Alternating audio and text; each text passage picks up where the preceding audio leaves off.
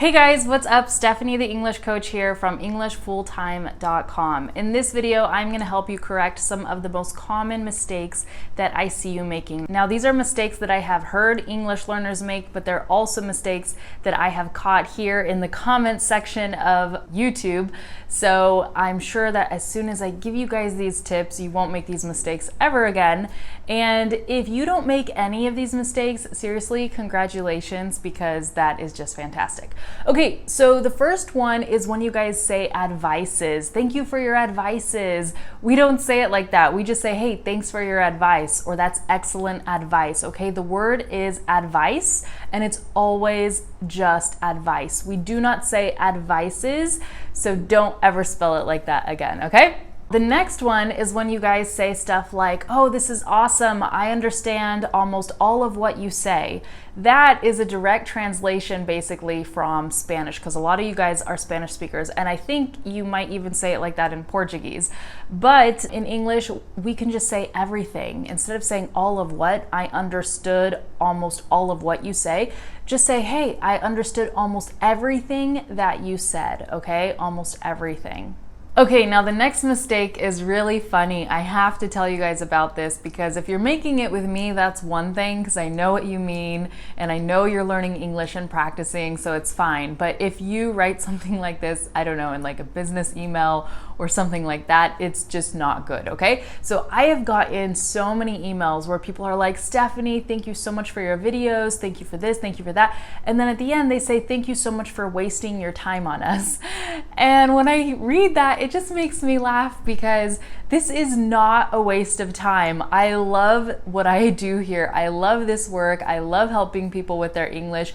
When we say something wastes time, it's like a negative thing. Like, I don't want to play video games because it's just a waste of time and I'd rather make YouTube videos. I'd rather help you guys with your English, okay? So what I'm doing here is not a waste of time. And if you want to thank someone for using their time on you, you can say, thank you for spending your time on me, or thank you for helping me, thank you for using your time, etc. But again, it's not a waste of time. So a waste of time is something negative, and spending time on something, that's something usually positive, something you are excited to be doing or something that you want to do.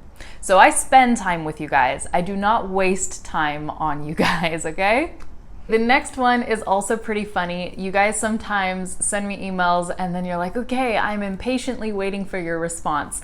And I don't know which language this comes from because I've seen it so many times. So if you guys know like which language, like whoever speaks the language where you guys say this and you're translating directly, let me know in which language this is said in the comments. Hopefully that made sense.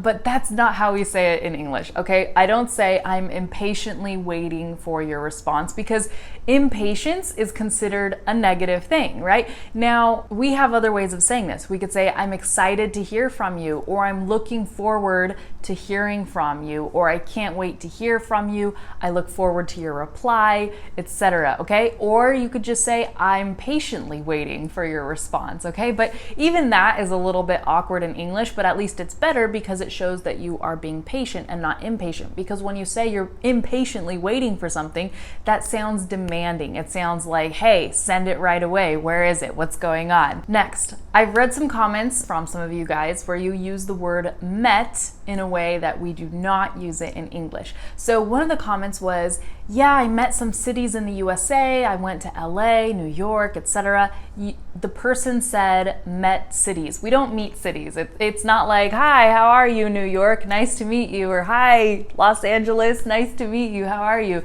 Right? We meet people. We don't meet cities. And the same goes for my YouTube channel because someone wrote, hey, I met your YouTube channel this week. And I'm like, no, you didn't meet it. It's not like, hi, Stephanie's YouTube channel, nice to meet you, right? You can meet me, maybe, if you meet me in real life or something like that, but you meet people, you don't meet things and inanimate objects and stuff like that. Okay, so hopefully that tip helps. All right, the next one is a very common mistake, and I'm sure you guys have even heard teachers talk about it before. It's the difference between too, like T-O-O, and so. So someone commented on one of my videos, Stephanie, thank you, you helped me too much.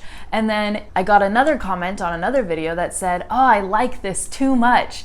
And what you guys mean there is so. Stephanie, you helped me so much, or I like this so much, okay? It's that idea of a lot, like so much. I just love it so much, okay? Too is too much, like it's excessive. Like I ate too much food and now I'm stuffed and I don't feel good. Or I watched too much TV today and so I felt lazy all day. Or I really want those shoes but they're too expensive so I can't get them. Okay, the only time I use too, meaning so, is like, I don't know, with my niece and my nephew. They're just too cute, okay? They're so cute. It's too cute. It's too much. I can't handle it. I love them so much and they're so adorable. They're just too cute, okay? Hopefully that explains the difference, because too is usually meant to mean excessive in a bad way, or there's something negative associated with it, unless you're using it in the way I used it with my niece and my nephew. But that's very rare. And I mean, sometimes I say something like, he is just too funny, like too funny. I can't even handle it. He is too funny. All right, so you can use it like that, but in the way that you guys were using it, like I like this channel too much, or you help me too much, it just doesn't seem right, okay? So let me know in the comments if that made sense. Okay, the next one is when you guys say stuff like, excellent, your videos, right? In English, we don't say it like that. We would say, your videos are excellent. Now, since I know Spanish, I know that this is a direct translation from Spanish and possibly from other languages as well, okay? So just remember that in sentences like this, we would put the subject first and then we would describe it, okay?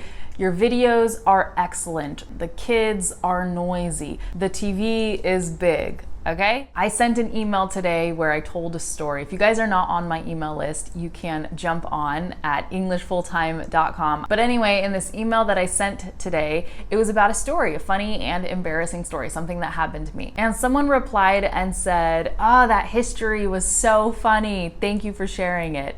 And that's because that's, again, a direct translation from Spanish. So remember that in English, we use the word story, okay? That was a great story. Thanks for sharing it. History is, stuff that happened in the past. Like, when you're in high school, you have to take history classes. You learn about history, okay? History and story are completely different.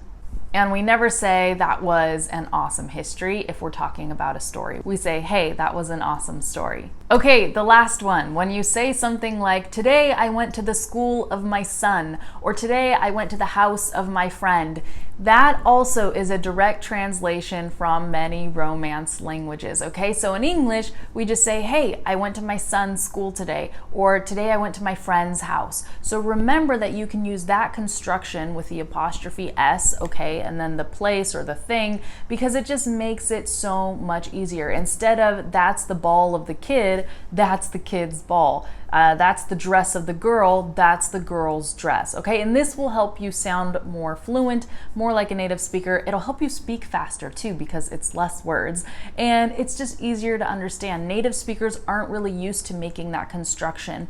It's a more formal construction. Sometimes we do use it, like the principal of the school instead of the school's principal, okay? So sometimes we do use that construction, but in normal everyday conversation, most of the time we don't, okay? So that's it, you guys. I hope you found these advices helpful. I'm just kidding. I hope you found this advice helpful. Please let us know in the comments what you would like to add, okay? Common mistakes that English learners make in English. Some of these might be mistakes that you used to make that you no longer make, or, maybe you can do a Google search real fast and whatever language you speak, Google, hey, common mistakes that Arabic speakers make in English, or common mistakes that Russian speakers make in in English. By doing this Google search and by doing the analysis and reading the articles, you are going to be blown away. You're going to be like, oh my gosh, yeah, I make that mistake all the time. Or, oh, thank God I don't make that mistake. Or, hey, I learned about that years ago and now I don't do that. Perfect, okay?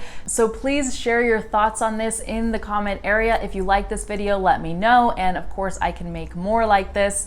I actually already made a video about common mistakes in English a while back, so you can go ahead and check that out up there. And what I want to say is that I really like making these videos because I noticed that you guys improve. Like, this is actually pretty crazy. For those of you who are regularly commenting on my videos, I can actually see the improvements because I recognize your name, I recognize your face, and I remember sometimes how you used to write, and I can actually see the improvements. And certain things, like in one video, I said, hey, we don't say keep going, we say keep it up. After that, nobody was making that mistake on my channel anymore, and it was so awesome to know that the tips that I'm giving you guys are actually helping, okay? So that's it. Don't forget to check the description because I leave lots of links there. If you guys are wondering if I have online courses and programs, I absolutely do. So again, check the links if you want to learn more about them, and don't forget to sign up on my website, englishfulltime.com, if you'd also like to get my daily emails with stories, tips, and all kinds of stuff, okay? That is it, you guys. Take care, and I'll see you in the next video. Bye.